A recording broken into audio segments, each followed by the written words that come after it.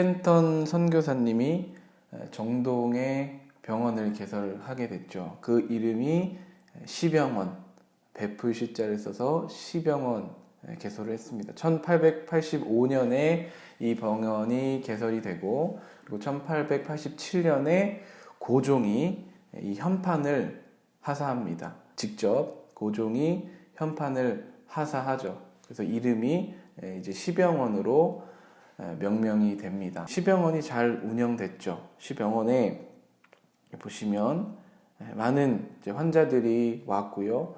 또 그 당시에 진료의 어떤 사각지대에 있던 불황자들, 그리고 많은 것들 누리지 못했던 사회적인 약자들, 이런 사람들이 와서 진료를 받는 그러한 병원이 되었습니다. 자, 그런데 이 스크랜턴 선교사님의 이 의료 선교를 꿰뚫는 하나의 정신이 있었죠.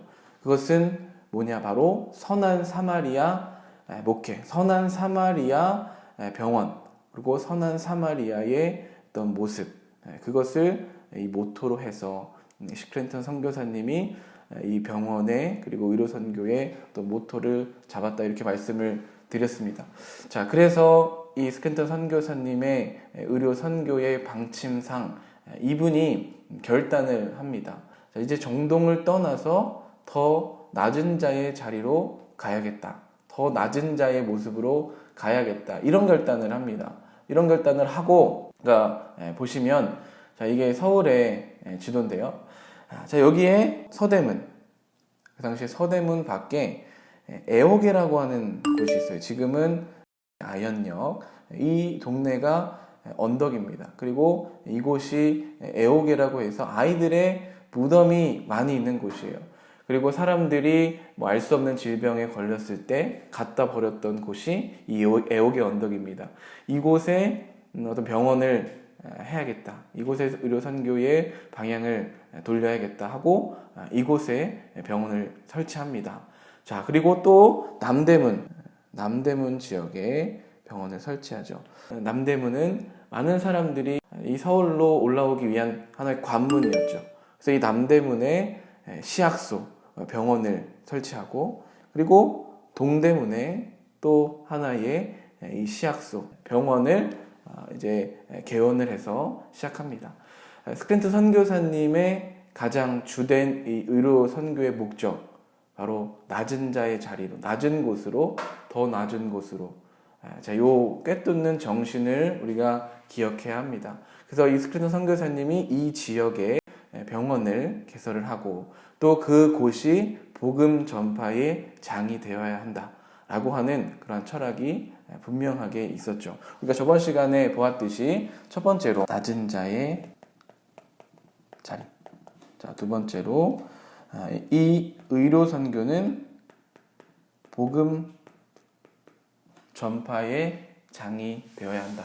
자, 요 두 가지의 그 철저한 원칙, 자, 이 지키기 위해서 스크랜턴 선교사님은 이곳에 이제 교회를 세우고, 또 시약소, 병원을, 진료소를 세웁니다. 그래서 이 아현 쪽에 있는 것이 지금의 아현 교회가 되고요.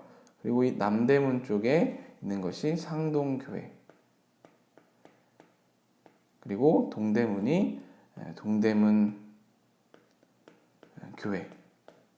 자, 여기 보시면 남대문 시약소, 그리고 윌리엄 스크랜턴이 심혈을 기울였던 곳으로 종합병원과 의학교를 설립할 계획을 갖고 들어간 곳이고, 그 다음에 이 남대문 상동병원, 이것은 의학교, 여기도 있고, 동대문에는 볼드윈 시약소, 이 볼드윈이라고 하는 분이 후원을 하셨기 때문에 그 이름을 따서 볼드윈 시약소라고 하는데, 스크랜턴 선교사님이 동대문, 그리고 남대문, 서대문, 이곳을 중심으로 하는 어떤 선교의 거점을 마련했다라고 하는 것을 우리가 알 수가 있습니다. 이 스크랜턴 선교사님의 의료 선교를 우리가 한마디로 정의하면 굿 사마리아 병원, 자신의 그 의료 선교의 방향을 굿 사마리아 병원, 이곳에 둔 것이죠. 그렇기 때문에 이 스켈리톤 선교사님은 더 낮은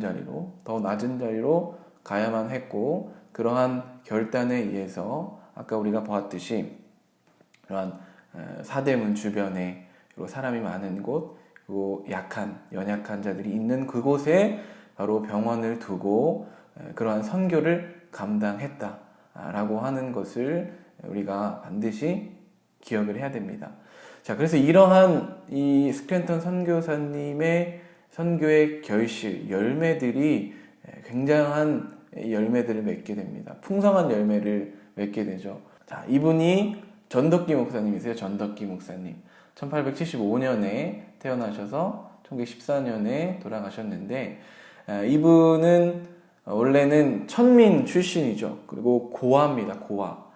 부모를 잃고 그 삼촌과 함께 그 당시 숫장수였는데, 스켈리톤 선교사님의 가정에 취업을 하게 됩니다.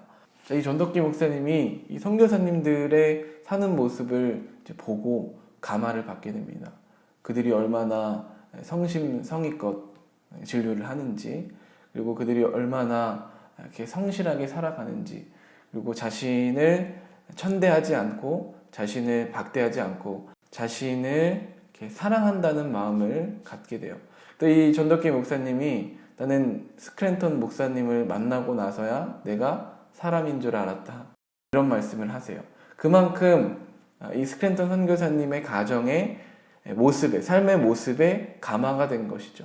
그들의 말이 아니라 그들의 삶에서 이 복음을 받아들였다 라고 하는 것입니다. 그래서 전덕기 목사님이 완전히 그의 삶이 바뀌고, 나는 저 스켈리톤 선교사님처럼 되고 싶다, 내가 닮고 싶은 단 한 사람은 저 스켈리톤 선교사님이다, 이러한 고백을 하기까지 완전히 그의 삶에 매료가 되고, 그 삶을 잇게 할 하나님이란 분, 그리고 예수님이란 분에 완전히 매료가 돼서 그의 삶이 완전 뒤집어집니다.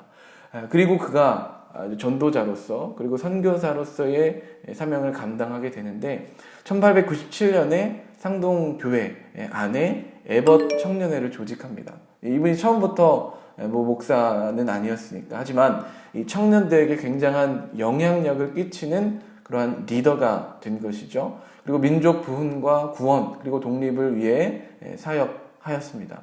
이 스켈리톤 선교사님이 안식년을 맞이해서 이렇게 이곳을 떠날 때에도 이 교회를 지키며, 특별히 이 상동교회를 지키면서 그곳에 목사가 됩니다. 그리고 그곳을 치리하고, 또 그곳에 많은 열정 있는 젊은이들을 깨움으로써 수많은 독립운동가, 민족 지도자들이 배출되는 그런 역사가 이 목사님을 통해서, 또 스켈리톤 목사님을 통해서 있던 모습을 우리가 확인할 수가 있습니다. 여기에 보시면 많은 민족 대표들, 그 당시에 이 에벗 청년회, 이것이 신민회로 발전을 하는데, 당시에 이 나라를 대표하는 분들을 많이 배출을 하게 됩니다. 우리나라의 초대 대통령을 지냈던 이승만 대통령, 김구 선생님, 그리고 양기탁 선생님, 주시경 선생님, 이동희 선생님, 남궁옥 선생님, 이렇게 이름만 들어도 다 아는 굉장히 우리나라의 기라성과 같은 그러한 분들이 이 에벗 청년회, 상동교회 출신으로 그렇게 이름을 알리게 되고, 또 많은 역할들을 감당했던 그런 모습을 우리가 보게 되죠. 그리고 헤이그 특사라고 우리 국사 시간에 많이 들어보셨죠. 헤이그 특사. 1907년에 고종이 만국 평화회의라고 네덜란드에서 열렸던 그 회의에 이 세 명의 특사, 밀사죠, 이 사람들을 보냅니다. 을사늑약의 부당성을 알리는 거죠. 이 분들을 보내시는데, 특별히 이 이준이라고 하는 이 열사, 이준이라고 하는 분이 그 네덜란드로 떠나기 전에 이 전덕기 목사님을 만나러 와서 전덕기 목사님에게 안수 기도를 받고 그 길을 떠났다고 합니다. 자, 그만큼 영향력이 지대했던 것이죠. 그리고 그 영향력, 그것은 낮은 대로 그리고 선교의 방향을 잡았던 이 스크랜턴 선교사님의 선교적 방침 아래 이러한 열매들이 있게 되었다. 우리가 기억할 필요가 있습니다.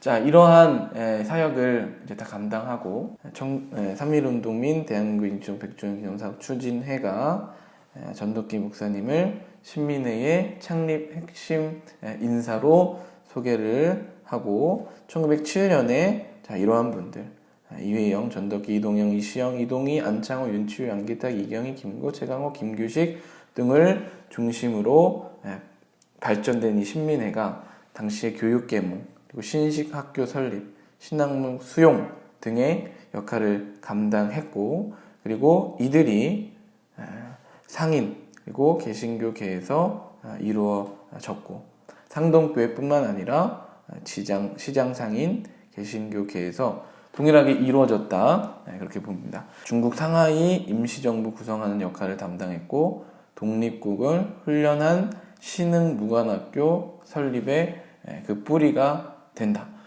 굉장한 역할을 한 거죠. 우리 민족적인 그 뿌리, 민족의 독립운동의 뿌리, 그 역할을 했던 것이 바로 이 전덕기 목사님이 추진한 신민회라고 하는 그런 단체로부터 시작되었고, 그리고 많은 사람들, 민족 지도자들이 이러한 영향을 받아서 길러지게 되었다, 나오게 되었다 라고 볼 수가 있습니다. 자, 이렇게 우리 스크랜턴 선교사님이 1885년에 내한을 해서 사역을 하시다가 1901년에 벼랑간 미국으로 돌아가십니다. 미국으로 돌아가시는데, 자, 왜 가셨을까? 어머니 메리 스크랜턴, 우리 메리 스크랜턴 선교사님이 병환이 있으셨어요. 그래서 급거 귀국, 본국인 미국으로 귀국을 해서 1904년이 돼서야 돌아오십니다. 우리가 메리 스크랜턴 이 선교사님을 따로 우리가 다룰 텐데, 자, 이 분이 처음 우리나라에 왔을 때가 55세, 56세에서 55세 때 우리나라에 오셨죠. 지금은 뭐 55세면 아주 젊은 그런 편에 속하지만 예전에는 안 그랬죠. 예전에는 이 55세가 되면 이제 삶을 마감할 준비를 해야 되는 그러한 시점이었습니다. 그러할 때 우리나라에 오셨던 분이죠. 그리고 이제 뭐 5, 6년에 이 세월이 흘렀으니까 벌써 60대가 다 된, 또 넘어가는 그러한 시점에서 이제 병색이 많이 악화가 되신 겁니다. 그래서 이 1904년에 돌아오시는데 이 메리 스크랜턴 선교사님도 그때 같이 오세요. 그러면서 자기가 이야기하는 것이, 나는 이 한국 땅에 묻히겠다. 나는 죽으러 이 땅에 왔다. 이러한 말씀을 하시면서 다시 1904년에 이 모자가 다시 돌아왔습니다. 많은 한국 사람들이 이제 돌아올 때는 메리 스크랜턴 선교사님 못 볼 거야 라고 이렇게 얘기했지만 같이 입국을 하게 되는 것이죠. 그래서 1904년에 돌아오셔서 다시 이 선교의 사역을 감당하십니다. 물론 그 뒤에 금방 이 메리 스크랜턴 선교사님은 돌아가셨지만, 스크랜턴 선교사님도 이 선교의 사명을 계속해서 감당을 하였습니다. 자, 그런데 문제가 생겼죠. 지금도 그렇지만 그때도 이 정치적인 알력, 다툼, 싸움이 있었어요. 갑자기 1906년에 스크랜턴 선교사님이 사표를 내요. 그리고 이 한국에서의 선교의 그 세월을 정리를 하십니다. 왜 그랬을까? 왜 벼랑간에 그렇게 은퇴를 하시고 또 사표를 내시고 이 땅을 떠나셨을까? 왜 이렇게 빨리 그 시간이 왔을까라고 하는 그러한 의문이 듭니다. 사실 이러한 사건이 있었습니다. 자, 여기 보시면 이분이 여기 계신 이분이 해리스 선교사님. 자, 이분은 30년 동안 일본에서 선교 활동을 하셨던 분이었습니다. 그래서 이분이 성향이 굉장히 친일적이죠. 자, 이분은 공공연하게 1905년 그 을사늑약 이것도 지지를 했어요. 일본의 입장에서 지지를 했던 친일적인 성향의 그런 목사님, 선교사님이었습니다. 근데 이분과 이 윌리엄 스크랜턴 선교사님과 계속 갈등을 하는 거죠. 이분은 친일적인 그런 발언을 하시고, 또 윌리엄 스크랜턴 선교사님은 우리 민족의 어떤 그 자주적인 것들을 지켜줘야 한다. 적어도 우리가 일본 편을 들면 안 된다. 라고 하는 그런 의견을 계속해서 이야기를 하시다가 결국 갈등으로 인해서 1905년에 이 해리스 감독님이 일본뿐만 아니라 한국에 겸직해서 감독이 되거든요. 한국 선교 지방의 감독이 되시거든요. 그러니까 이 1905년부터 이 간섭이 굉장히 심해지는 거죠. 신민회의 역할도 부정을 했고, 이 해리스 선교사님은 이 신민회라고 하는 조직도 별로 좋아하지 않았습니다. 이 해리스 선교사님은 그것에 대해서 해체 명령을 내릴 정도로 그렇게 친일의 입장을 대변했던 그러한 분입니다. 그리고 이분과 같이 갈등을 겪는 이 윌리엄 스크랜턴 선교사님, 그분은 이 한민족의 입장, 일본 제국주의와 그리고 이 한민족, 누가 더 강도 만난 자인가? 그걸 생각해 봤을 때 우리 민족의 그 아픔, 그리고 이것들을 외면할 수가 없었던 것이죠. 그래서 윌리엄 스크랜턴 선교사님은 이렇게 하면 안 된다. 해리스 감독에게 직언도 이렇게 가감 없이 했던 분이신데, 결국은 1907년에 사표를 제출을 하고 이제 한국 선교를 정리하게 됩니다. 이렇게 이 사역을 우리나라에서의 이 공식적인 사역을 정리하시고 이 서울대학교 병원에서 교수로 일하시다가 1909년 어머니 스크랜턴 여사가 이제 돌아가시고 서울의 사설 요양병원도 운영을 하시면서, 그리고 우리나라에서 이렇게 1912년에는 사립 신안동 병원도 개설을 하시고, 그리고 잠시 중국 대련으로 가셨다가 1917년에 일본의 고베로 그렇게 건너가게 됩니다. 자, 일본의 고베가 있죠. 여기 고베로 가셔서 이제 조용한 가운데에 그의 인생을 마무리하십니다. 왜 일본으로 가셨을까? 왜 일본으로 가셨을까? 그의 선교의 일생을 바쳤던 그곳과 가장 가까운 곳에서 삶을 조용히 마무리하고 또 돌아보면서 이 하나님의 섭리를 느끼고자 했던 것이 아닐까라는 그러한 추측을 제가 해봅니다. 그리고 이 스크랜턴 선교사님의 묘비를 이제 추후에 나중에 발견을 하거든요. 그래서 스크랜턴 선교사님이 좀 우리에게 좀 덜 그렇게 부각된 그러한 분이셨습니다. 다른 선교사님들은 박수도 많이 받고 또 영광도 많이 받았지만, 이 스크랜턴 선교사님은 비교적 어떠한 영광이나 어떤 박수의 자리보다는 조용한 그런 자리를 자기가 택해서 그렇게 홀로 가셨다라고 하는 그러한 마음을 우리가 가질 수가 있습니다. 그래서 고베시에 많은 선교사님들이 묻혀져 있던 그러한 곳에 가보면 1999년 6월 28일 날 이제 비석을 세워주죠. 다시 이 스크랜턴 선교사님을 이제 추모하는 그 사업회에서 이 비석을 만들어주고 그곳에 이 스크랜턴 선교사님을 기억하는 그러한 일들을 해나갑니다. 자, 이렇게 해서 스크랜턴 선교사님의 그 여정, 삶의 여정에 대해서 살펴보았는데요. 이 선교사님을 통해서 우리 민족의 그 어두웠던 그 암흑과 같은 그러할 때에 한 줄기의 빛이 되러 이 땅에 오신 분이 아닌가, 그렇게 생각을 하게 됩니다.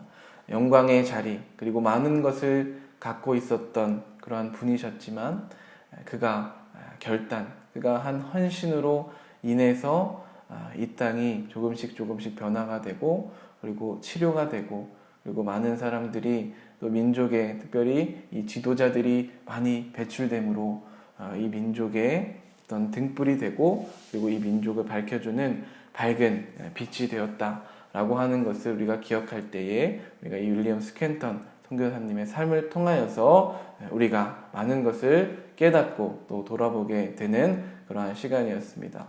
우리 다음에